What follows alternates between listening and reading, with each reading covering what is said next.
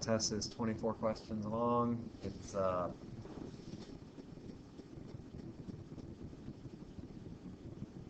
think it's a little heavy on the first chapter than on the second chapter. So because we spent more time on that, there's sort of more topics in that. But in short, you know, we have static charges. Look back at those things. You'll have some questions about static charges, like you know, how they respond to one another, how they add up to give you a neutral charge. That if you have equal and opposite charges, they add up to give you a zero charge. The forces, how they repel and attract one another. Look back at those concept tests. In general, you know, look back at the concept tests, look back at the homework, look back at your notes as you review over it, in addition to the old exams. So static charges, and then also Coulomb's law. Be careful, because we have some equations that look a lot alike. Let me just sort of write those down. I'll write them down over here on the side. So first we have Coulomb's law, which is KQQ over R squared. Of course, these are all in your equation sheet, but they look really similar, so you just need to know when to apply them. And I'll write the others over there as we go along. So Coulomb's law, you could see some quantitative things where you're just calculating the force between charges, and that could be a two-dimensional problem where you have to find the magnitude and the result and the direction of a vector. You will have a 2D problem, but it might not be forces, it might be electric field. They work out the same way. But just make sure that you can do one of those 2D vector problems like we did, where you find the magnitude and the direction. Okay. Look at the old test. The homework questions are probably a little difficult for your exam, but if you can do those homework questions, you're probably good to go. But I would also look back at some of the old exams, or like the ones we did in class or in the quizzes online. So Coulomb's law, both qualitative and quantitative. Qualitative meaning, you know, I have this collection of charges. What are the forces on any one of the charges? Or which charge has zero force, or that sort of thing. And we had some sample problems like that in the online quizzes or in the in-class quizzes. So Coulomb's law. Don't forget that you also need to know those. Gosh, I think the only metric prefix that I use is a nanocoulomb. I remember nano is 10 to the minus 9. So don't let that trip you up. In fact, I try to make the problems as easy as possible with the numbers, so look for those numbers that cancel out, because often you'll have a lot of numbers that'll cancel out to make the math a little easier. So make sure you're on the lookout for that. And we also had 2D electric fields. Remember, a field is a force per unit charge, in contrast to potential, which is energy per unit charge. A field is a force per unit charge. The electric field is one of those sort of similar equations. It's KQ over R squared. And remember, that comes about because our force is equal to Q times E. You could see with the electric field where you have to find the acceleration or the velocity or the distance that a particle changes or that it moves. If we have a force, then we can tease out our acceleration. Don't forget our Newton's second law. This isn't on your equation sheet, but you need to know it. F equals ma, and then also those basic kinematics equations. X equals vt, not x equals vt. X equals 1/2 at squared, and v equals at. That sort of thing. We had some problems like that in the homework and in the old tests and stuff. So I'd look back at that. You'll have, I think, maybe one kinematics equation, one kinematics question. All right, so electric field, this is all still chapter 1. You could see a 2D problem with electric field, or a 1D problem where I have charges that are set up on a line, like we had in some of the old tests or in the concept test, and you have to figure out where is the electric field 0 or that sort of thing.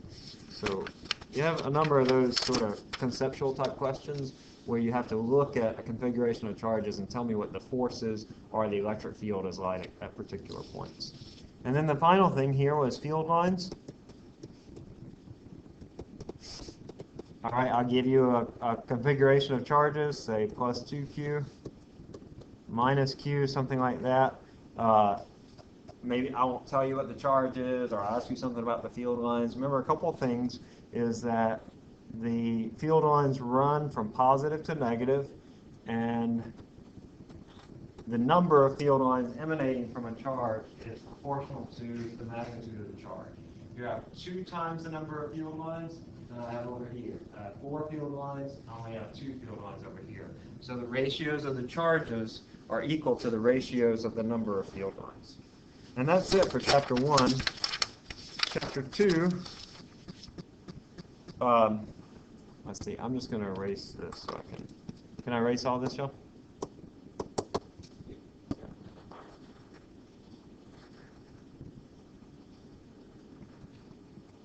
Chapter 2 dealt with potential and potential energy.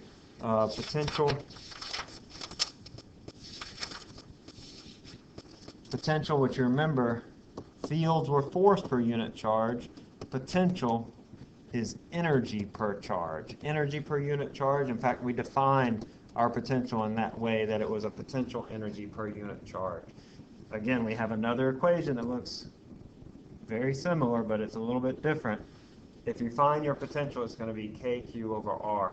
We could have a couple different things that come up with potential. We could look at the potential due to point charges. If I have 1 or 2 or 3 or 4 point charges, asking what is the potential due to those point charges. Remember, if I have a charge here and I have a charge here, and I want to know the potential at a particular point, that potential is equal to KQ1 over R plus KQ2 over R.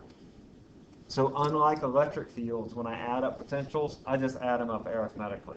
I don't do a vector sum, I just add up the numbers.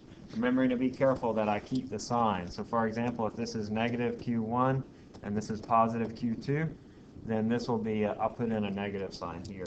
A negative charge has a negative potential. So that's our potential. You could also see we had some problems like this where a charge goes across a potential difference. We saw this in the concept test and elsewhere. So let's say I have a potential difference equal to 5 volts, for example, and I have a charge that travels across that.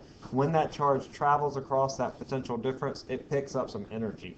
And that's all given by this potential energy equals Q times delta V. That's just really a restating of this definition of potential.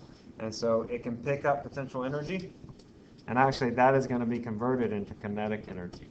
And so we had some problems. I think there's a problem in your homework or something, I'm not sure, but there's certainly some in the old test, and we worked some in the notes where we can figure out what is the velocity of that charge. Just sort of a side thing, remember with the problems, if you ever encounter a proton or an electron, remember that you know the mass and the charge of a proton and an electron. We can go to our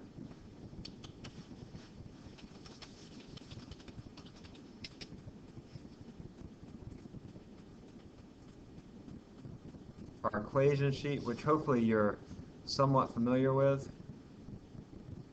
It's right here. You'll get this on the test tomorrow. And the mass of an electron and proton are there, and the charge of an electron and a proton is right there. Remember, a proton and an electron, they have different masses, but they have the same charge, though opposite. So plus or minus for a proton and an electron. All these equations are here, but they're sort of in different forms. So like this is our potential right here. Here is our electric field right here. Here is that Coulomb's law right here. So just make sure that you're aware of what's on this page. I don't know, print it out, and right before you go to bed, just sort of put it on top of your head. And then hopefully by the morning you'll get it. Okay? Just be familiar with what's on there. You don't need to memorize it, of course. All right, and then the other thing that has to do with potential was the potential energy to a collection of point charges. Work this a couple different ways, but the potential energy due to point charges is going to be KQQ over R. So again, looks very similar to those equations, but this is if I have a collection of particles that all come together, they contain a certain amount of potential energy. Because if I were to let them go, they would move, right? It's just like if I lift this in the Earth's gravitational field, it has potential energy, because if I let it go, it drops, it moves. So charges, when I move them together, they have potential energy. So for example, these two charges, I can hold them here, but if I let them go, they come together. So they have potential energy. They have the potential for motion. And if I have a collection of charges, say Q1, Q2, and Q3, and I want to know the potential energy of these two charges is KQ Q1, Q2 over R, where R, of course, is the distance between them. The potential energy due to these two charges is K, Q2, Q3 over R. And the potential energy due to these two charges is K, Q1, Q3 over R. And then the total potential energy is just the sum of all those three potential energies. I would say this value plus this value plus this value. That's my total potential energy that's contained within that configuration of charges. And again, I talk about this slightly differently. Sometimes I talk about it in terms of work, but it's really the same. That the amount of work required to assemble these charges is the total amount of potential energy that's in those charges. And then finally, we had equal potential lines. Equal potential lines run perpendicular to your field lines, and along those lines, the potential is the same. It requires no work to move along them because the energy per unit charge, that's the potential, doesn't change on an equal potential line, And then the last thing is capacitors, just a little bit on capacitors. First of all, a capacitor are two metal plates. They don't touch. They have an area. They have a separation, D. You can find the capacitance, that is the capacity to store charge. How much charge can these things store? You can find it in a couple different ways. It's C equal Q over V. I think on your equation sheet it might be Q equals CV. That's sort of the normal way to write it. So the capacitance, if I have a big capacitance, I have a big charge, or if I have a big voltage, I also have a big charge. They're linearly related to Q, C, and VR. And then I can also find the capacitance in terms of the dimensions, which is going to be kappa. That's my dielectric constant. Remember, a dielectric is a material, an insulating material that I put in between those two plates. Kappa is just a value you'll be given it, times epsilon naught A over D. Epsilon naught is that permittivity of free space. It's on your equation sheet. Just know where it is. Here it is right here. It's this E, this script. It's an epsilon, but it looks like a script E. That's that 8.85 times 10 to the minus 12. Just make sure I would go through here. You know, some of these things on this equation sheet you're not going to use. Like, for example, you're not going to use mu naught yet. You're not going to use C. But everything else up to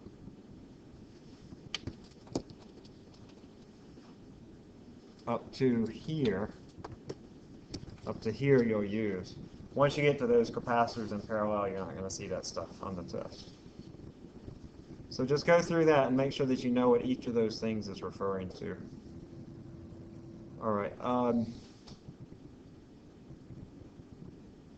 There were some conceptual questions about capacitors. You'll want to review those. Those concept tests are online, the solutions, and then also the videos are available. I think that's true. Let me double check that. I think I made the chapter 2 available. Let me show you where those are. So we're looking right here at the chapter 2A.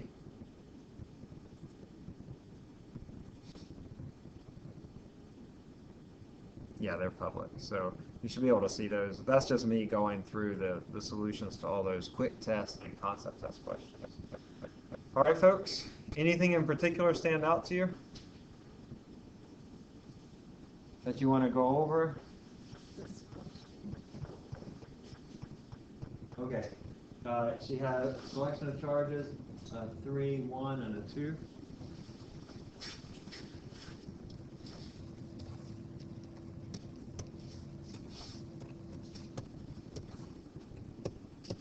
And it asked, this was 4 meters, this is 3 meters. And it just asks, what is the work required to assemble these? Remember, anytime you see work like that, think potential energy, because my work is going to equal the potential energy. And so that's like one of these problems where I'd say, what is the potential energy of these two charges? What is the potential energy of these two charges? And then what is the potential energy of these two charges? And I would add those 3 up. Do you want me to go through those steps? Yeah, okay. So I would first say the potential energy of that 2 and 3 nanocoulomb charge is going to be KQQ over R, 9 times 10 to the ninth, 3 times 10 to the minus 9, 2 times 10 to the minus 9. That's coulombs, coulombs, and then that's coulombs constant, divided by this distance. This is a 3, 4, 5 triangle. You see that triangle? It's sort of gotten embedded down in there. But that's my triangle right there. Divided by 5. Cancels, cancels. That leaves me with 54 over 5 times 10 to the minus 9.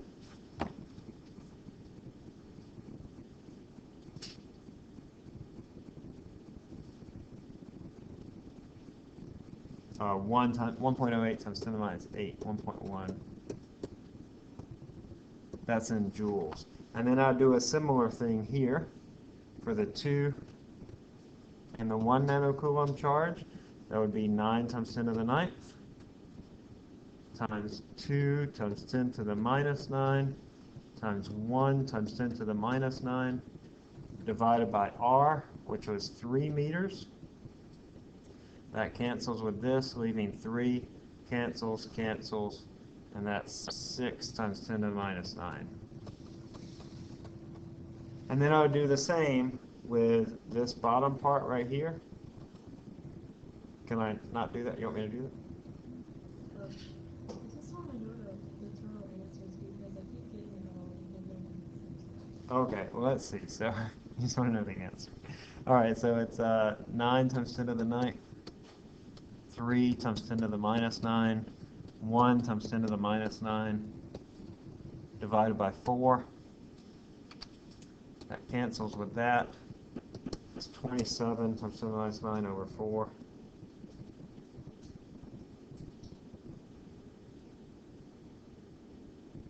Uh, 6.75 times 10 to the minus 9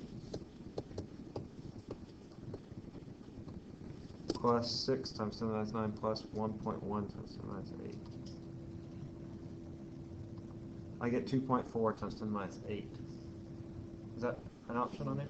You didn't get that option? calculating things wrong. Okay. It's a problem. Well, Like have the same steps, but I can try to type my calculator. I know, you just got to be careful on these. And the more you practice with these, you'll sort of see, you'll grow more comfortable with it. We use a lot of scientific notation on this because, you know, the charges are small, but I try to make the numbers really easy. So as you go through, just sort of notice how numbers cancel out. And honestly, on the test, I try to make them as easy as possible so that numbers will cancel out easily for you. Not always, so if they don't cancel out, then don't freak out and say, oh, I must be doing it wrong. But if they do, then you're probably doing it right. Okay? Y'all follow what I'm saying? Like where these things cancel and things cancel in the denominator and stuff like that. All right, let's take a look at some old tests. Let me just pull up some and I'll just sort of scroll through them and then you can holler out when you see one that you like. Let's see, this is fall 14. Oh wait, no, that's the wrong test.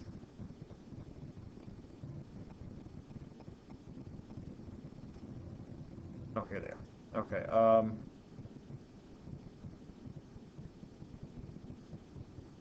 Spring 15. All right, so holler out if you have some. I'll just sort of summarize here. We have right here the sort of basic charge stuff. You'll see stuff like that. Make sure that you know how charges respond. Remember that when we're talking about charges moving around, they're what type of charges that are moving around? The positive or the negative charges? The negative charges. The electrons move, not the protons. The protons hardly ever move. Bradley, you have a question? It's on for 26 on this one, but I mean, I can ask when we get Okay, yeah. Here, this is a question sort of about the Coulomb's law, but qualitative, just drawing the force vectors on those charges and asking qualitative questions. More stuff about Coulomb's law, what happens when you change a variable by a certain amount. Here's a 2D problem about calculating the force. Anything else stand out to you? These are all things that you'll see. They'll be similar to this. Here's another Coulomb's law, looking at the force vectors.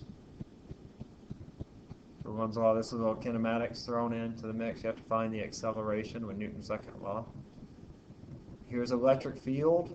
You'll have a 2D force problem or a 2D electric field problem, or looks like I had both on this test. You'll need to know how to interpret field lines. I'll give you some field lines and ask you something about the charges. Here's more about electric field, sort of a qualitative thing. Any questions, Joe? Yeah, the one up. Okay. 15? That one right there? Okay, you'll certainly see some questions sort of in this strain where I show you, okay, we have some charges on a one-dimensional line. Tell me about the force or the electric field due to them. And the way you work these is you need to draw out your force or your field vectors, but make sure that you draw them out to the right perspective or relative to one another. So let's see, I have charge Q is 2 meters, yada yada, electric field. What is the value of Q? Oh, okay, actually this was you had to work this out. But so first I'll draw my electric field due to this charge. It's going to be in this direction. I'll say that's E due to the 2 Coulomb charge. And if I know that the electric field here is 0, then the electric field due to Q must be in this direction. Right? So if it's in that direction, I know that this charge has to be negative. Because remember, to find the direction of the electric field, I imagine a positive particle there, and then I ask myself, what is the direction of the force on that positive particle? So a positive particle here would be attracted to a negative charge here to give an electric field in that direction. So my electric field has to be in this direction, which means this particle has to be negative. You can also remember that field lines go towards negative particles, and so my electric field will have to be in that direction towards a negative particle. And then I can calculate what this E should be.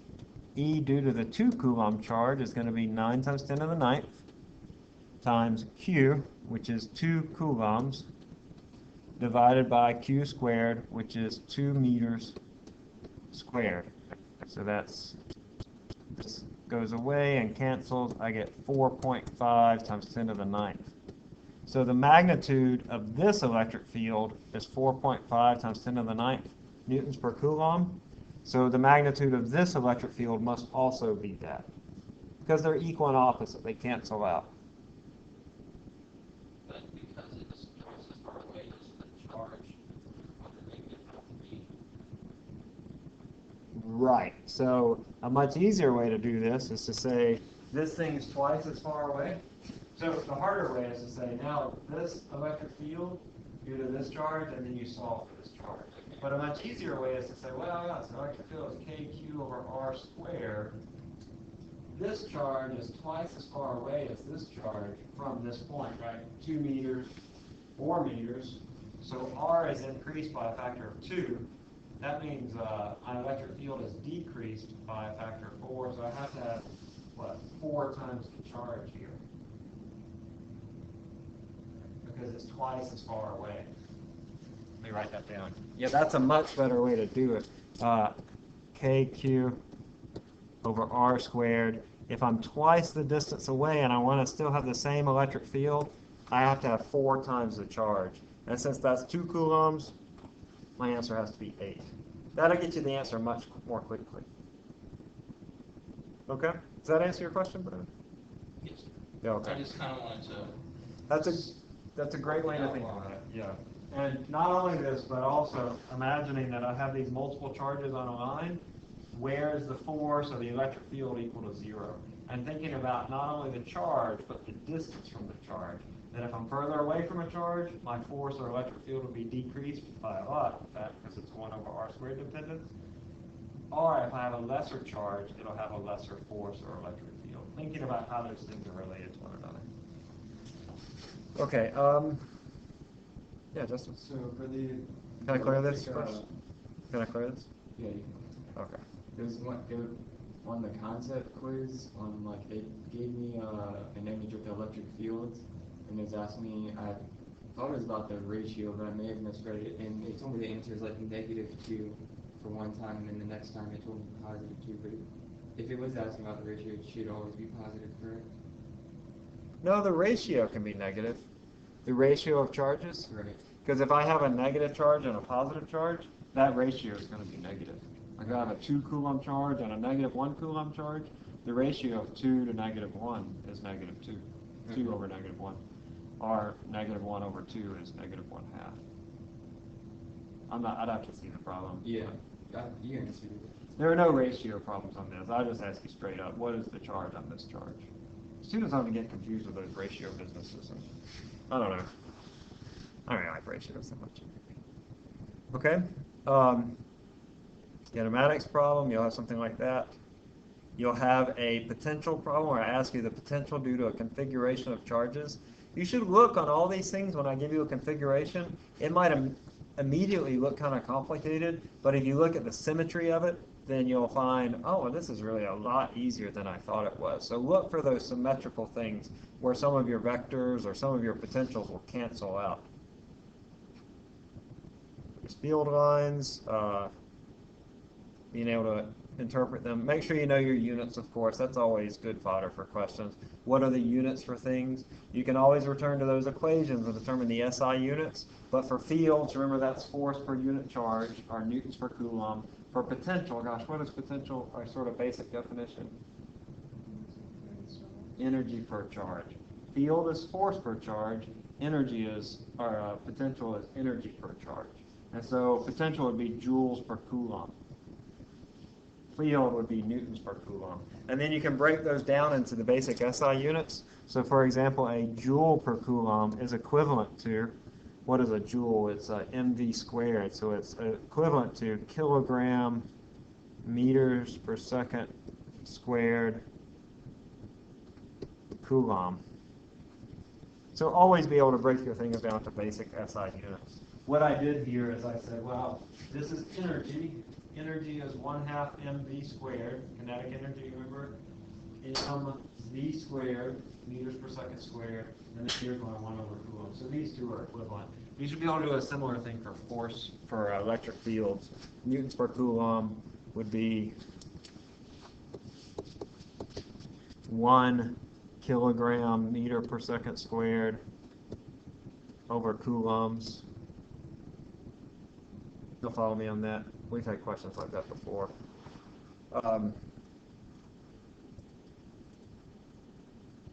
Conservative forces, is probably see something like this. Where is the potential 0? All right. Any particular questions, Job? From this? Sorry, I was looking at the wrong exam when I was talking about 26. I think I can get 26 on this one. I think it was on that. Right, yeah. The right answer is E. No, actually, I think that year, I think D was the right answer. Taylor A. Bear. I think he was my favorite. What? Sure. 23? Okay, well, anytime a charge moves along an equal potential line, 0 work. Because on an equal potential line, the energy doesn't change, and you're not going to be, if your energy is not changing, that means you're not doing any work. That's always true for equal potential lines. Let's look at these others, though. Well, if it's moving, at D, if it's moving along an equal potential line, that means the potential remains constant. So D can't be, right? It says the potential decreases. Here, it's not experiencing any change in potential because it's on an equal potential line. And here, the force on the charge is opposite the equal potential line. I don't think it makes any sense. I don't even know what that means. I think I just sort of jumbled some words together. Okay, but B is the right answer. That 0 work is required to move the charge along this line.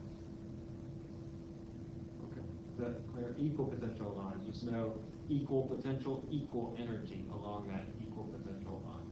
Because potential is energy per charge.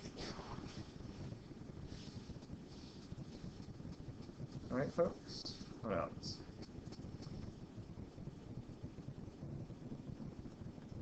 Zoom back through this.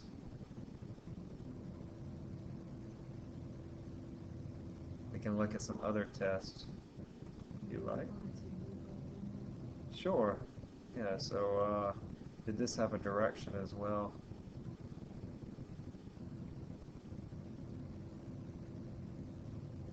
That's okay. Let's do this one. This is a good one. We can look at the direction too, though it doesn't have a problem. So number 13, what's this, spring 15? This is an electric field problem, so I imagine that I have a positive particle at that point. And I ask myself the question, what is the direction of the forces? I'll call this Q1, I'll call this Q2. The electric field due to Q1 will be in this direction, E1. The electric field due to Q2 will be in this direction, E2. Notice I draw those vectors different lengths because 1, the charge -10 is bigger than 5, so that causes a bigger electric field. And also it's closer to that 10 coulomb charge, 10 nanocoulomb charge. So that's the first thing I want to do. And this one's fairly straightforward from here. All I have to do is figure out what are the magnitudes of E1 and E2. So E1 is going to be 9 times 10 to the 9th, KQ over R squared, 5 times 10 to the -9, divided by 4 squared.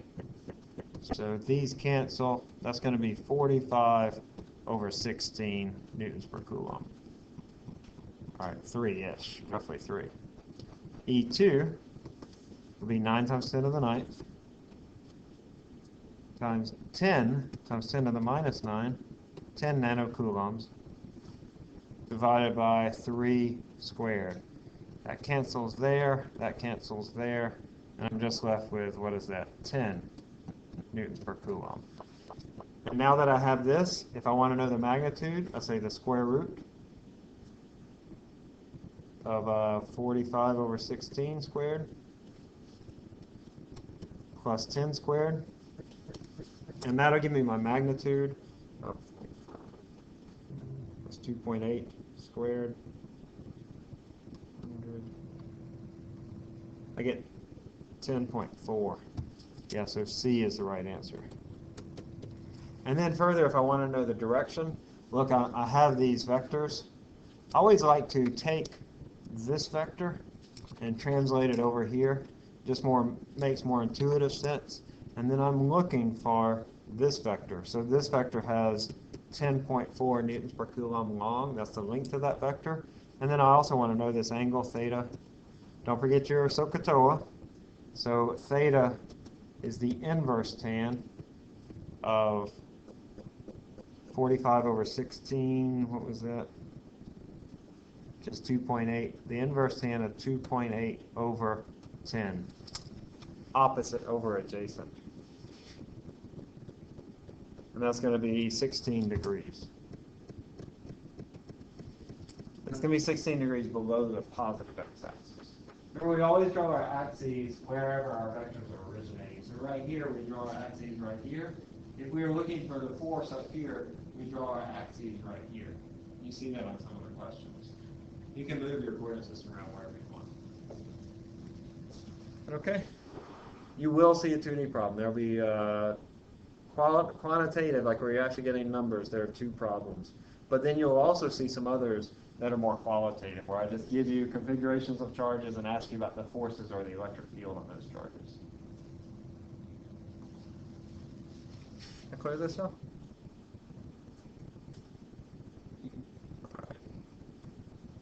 Field lines. You want to look at some others? Other tests? I'll just sort of scroll through them. How y'all feel? What's your weakest point, you think? Everything. Chapter 2. Chapter 2 is hard. But, really, you're looking for potential charges, potentials of point charges, the potential energy of collections of charges, where you do those pairs and pair them off, sort of the definition of potential, energy per charge, the units of potential, volts, joules per coulomb. On this test, chapter 2, we had to do this where we found the potential. Do y'all know how to do that? Finding the potential due to point charges. You do? You think so? You want to show? I can show you all this if you like. So this is a really easy one because, look, if you look at this, I want to know the potential at this point. I have Q1, Q2, and Q3. I don't even have to do that much for this one because 2 of those charges are going to cancel out. Which ones are those? right? 1 and 3, they provide a potential, but those potentials cancel out because the negative 20 and the plus 20 are equidistant from the point P. So I just forget about those completely. And make sure you look out for those things, as I said on the test, not just with potential, but other problems as well, because I like to put in things that look complicated, but then they're not really that complicated at all. So really, this is just a single point charge. V is equal to KQ over R. 9 times 10 to the 9th. Q is 10 times 10 to the minus 9 divided by square root of 2. Square root of 1 squared plus 1 squared, which is square root of 2. That's the length there. Cancels 90 over, is that 1.4? 64. So C is the right answer. All right, but if these didn't cancel, I would just say KQ over R plus KQ over R plus KQ over R. In fact, you could do that here, but you would just find that you'd still get 64 volts. You certainly have one of those. Chapter 2 does seem confusing, but once you get really into the nuts and bolts of it, it's not that bad. Make sure that you know this is sort of a similar idea. We had some questions like this on the concept test. The electric potential at a particular point is 0 if you're equidistant from positive and negative charges as you are here. So B, I guess B is the right answer here because I'm equidistant from all these charges that are equal but opposite. Whereas if I look at one of these other places, say C, look, I'm really close to that negative 1 charge, but farther away from that plus 1 charge. Likewise, far away from the negative 2, but close to that plus 2. So those potentials don't cancel out.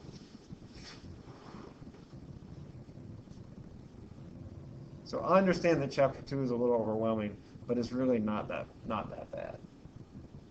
Okay. Let's look at some others. There were a couple classes of problems that were missing from this test. All right, again, here's some stuff about sort of charges and what charges do. Potential, like that last problem we saw. Some stuff about how charges are repelled or how they're moved from one place to another. Look for things like where variables change for the electric field or the force or the potential, and how does that change some of those other things. Things stand out here to y'all? You want me to work through? Yeah, Brad? 26 on this one, actually. Okay, let's take a look at it.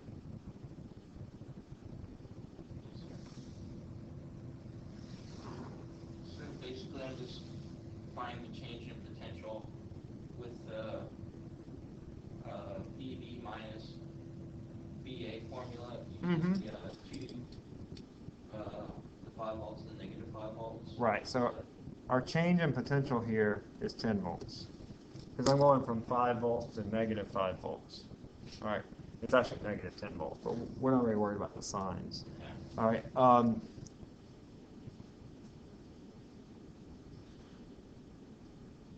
And there's some extra information in here that you don't really need. Like, you don't really need this distance. That doesn't really matter. But we know that work is equal to Q times delta V. Or if you want to think about it in other ways, we said that our potential energy is, V is PE over Q, right? That if I move across a potential difference, my charge will gain energy. Right? This wasn't on that previous test, but you could see this. So if I do work on an object, I change its kinetic energy. So I don't think this is on your equation sheet, but it's sort of there in the ether on your equations. It's there sort of in some of those equations, sort of wrapped up. So here, if I want to know the kinetic energy, I just say Q times delta V. So it's 2 coulombs times delta V, which is 10 volts, and that's going to be our kinetic energy, 20 joules. So further, I could go and I could say, well, if it has 20 joules of energy, I can figure out how fast it's going. We had a problem like this in one of our quick tests. And this is a, what is this, Well, I don't give you the mass, but if I gave you the mass, you could solve for the speed. I guess that's something else that you do need to know, the equation for kinetic energy. It's just sort of good to know anyway. The 10 volts, because I moved from 5 volts to negative 5 volts. So the potential difference is going to be your final potential minus your initial potential, negative 5 minus positive 5, which is going to be a negative 10. But we just dropped the negative because we're just looking for the magnitudes and stuff. Does that answer your question? Yeah. So if I see kinetic energy, Yeah, that is on your equation sheet, I think. Where is it?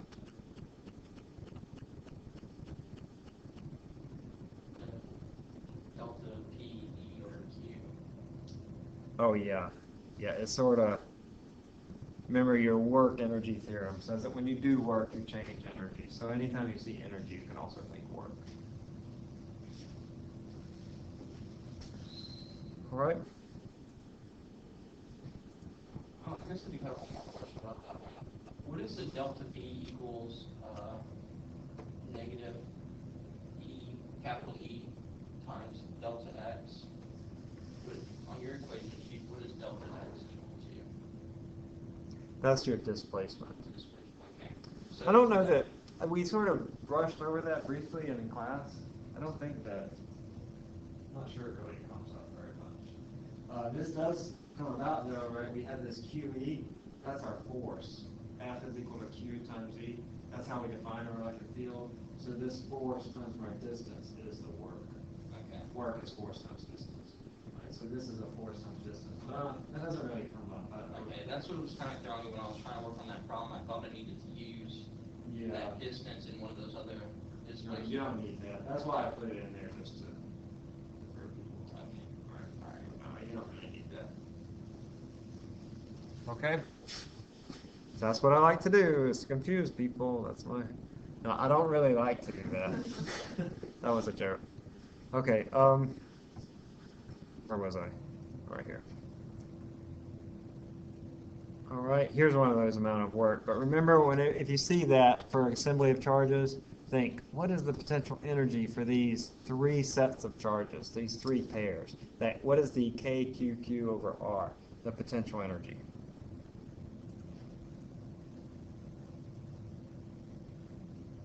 All right. Anything from this you want to work through?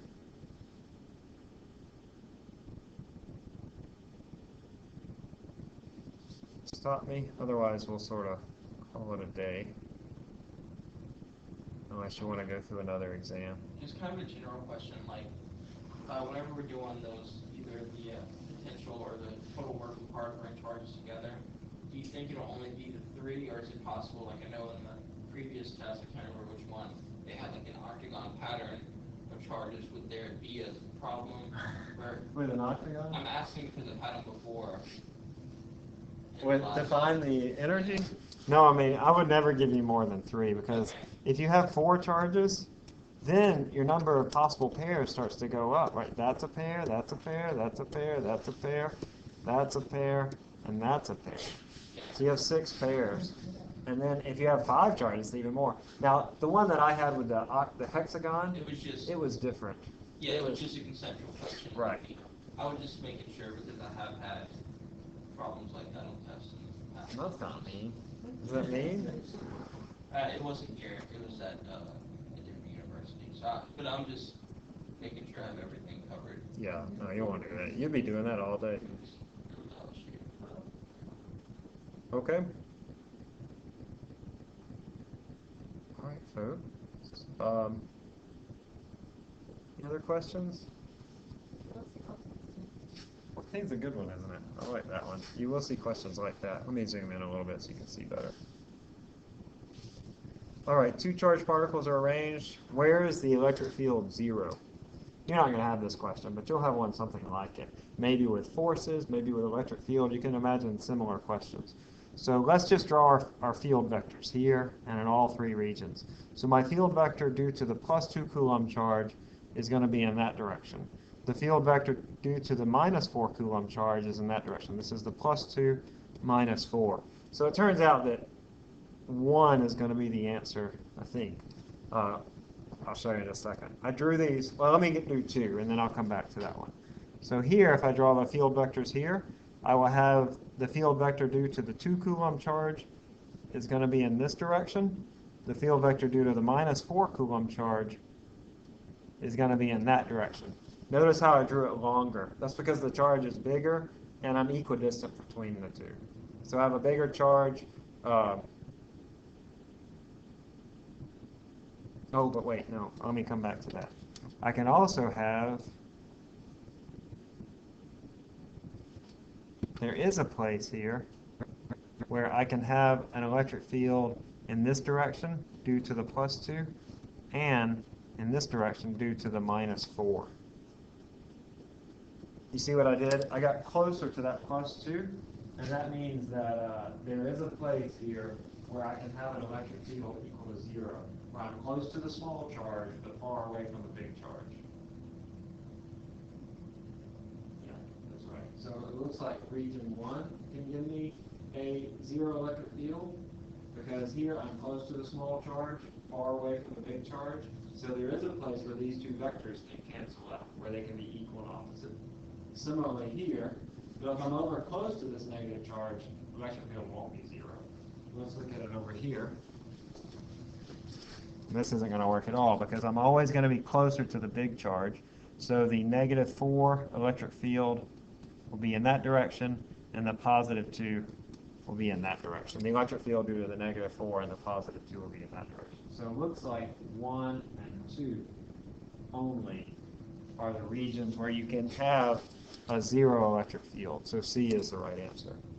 When you're doing that, ask yourself the question, how has my distance changed? How has my force changed? If I'm closer to a big force, then I'm going to have a really big electric field. If I'm farther away from that I'm closer to a big charge, I'm going to have a big electric field. Why is the electric field line pointing away from the negative 4 charge in 2 and not towards it? Oh, you're right. Charge. I'm sorry. Yes, you're right. Okay, so let me correct that. Sorry about that, y'all. So here, my electric field due to the 2 coulomb charge is in that direction, and the negative 4 coulomb charge is in that direction. So the right answer is D. So we just assume it's a positive charge. What's a positive charge? You assume what's a positive charge? The one. Oh yeah, the one in your back pocket? Oh. Yeah, you never carry around a negative charge. That's your positive test charge. So if I put a positive charge here, I ask myself the direction, what is the force due to those other charges? And then that'll tell me the direction of the electric field. I'm drawing the direction of the electric fields here. And I always do that with my positive test charge. And I get confused because some say that they have negative charge and so. Yeah, don't bring a negative charge to the test, because then you'll just get all these questions wrong. And all the answers opposite. Okay? That's a good question. Make sure that you're up on those, that you're sort of clear on what's going on in those. All right. Anything else? I'm inclined to cut it off unless there are questions. Again, 24 questions. 24 questions. One question, where are the questions about capacity? Oh, there weren't any on this one. There weren't any? Oh, shoot. I'm sorry. We sort of skipped that. Can I just show you right quick? Yeah, on none of them test the hours that. Yeah, none of it. Well, you have to go to exam 2. Ooh. Oh, yeah, I won't go to that one. I would stick to the last 5 years on exams. How many tests did you go through? I think. Yeah, see, I usually put capacitors on exam 2, but this exam comes a little early this year. Up front. They had a Oh, couple that doesn't make of any them. sense. Y'all are so sharp. Y'all are so bright. So if you see anything like this, where you have capacitors in a circuit, you're not going to do that, okay? Only stuff like this. We saw some stuff like this in the concept test. would go back and look at those concept test questions closely, because that's sort of the sort of thing that you're going to see. But you'll also have one where I just give you the dimensions and ask you, what is the capacitance of this capacitor? Hopefully that'll be a gimme. You're just plugging in the right numbers. Or I could give you the dimensions and the voltage and ask you, what is the charge?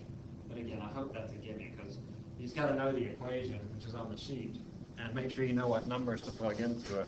It's not a gimme, because a lot of students aren't going to know what numbers to put in there. They're not going to know what the epsilon naught is, or they're not going to know what the kappa is. Remember, the kappa is the dielectric constant. Yeah, so you need to look at those first, say, 5 questions, 3 to 5 questions on exam 2. It's always hard to find it because some goes after that capacitor question. So Yeah, you're right, because